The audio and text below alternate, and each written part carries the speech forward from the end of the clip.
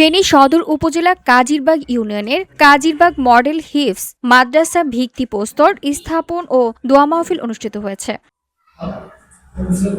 আজ সকাল 11টায় ওয়াবাদিয়া ইসলামিয়া মাদ্রাসা প্রাঙ্গণে এই অনুষ্ঠান অনুষ্ঠিত হয়। অনুষ্ঠানে এলাকার স্থানীয় গণ্যমান্য ব্যক্তিবর্গ উপস্থিত ছিলেন।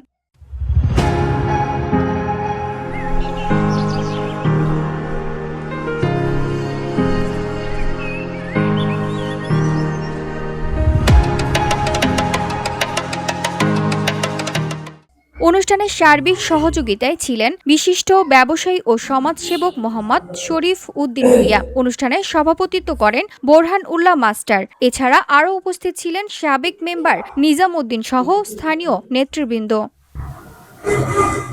এ সময় বক্তারা বলেন, এলাকার একটি গুরুত্বপূর্ণ দ্বীনী প্রতিষ্ঠান হিসেবে এই মাদ্রাসার উন্নয়নে সবাইকে এগিয়ে আসতে হবে। তবেই এলাকার সুনাম ও প্রতিষ্ঠানের সুনাম আরও বৃদ্ধি পাবে।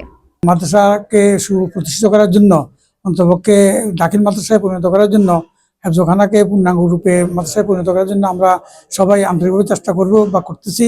এবং আমি এলাকাবাসীর কাছে উদাত্ত আহ্বান জানাচ্ছি যেন ওনারা সবাই আমাদেরকে সাহায্য সহযোগিতা করে থাকেন। এলাকার দ্বীনী ভাই বোনদের প্রতি বিশেষভাবে অনুরোধ থাকবে, ছেলে এবং মেয়েদেরকে প্রাথমিক 3টা বছর নুরানি পড়ানোর জন্য বিশেষভাবে অনুরোধ করা রইল।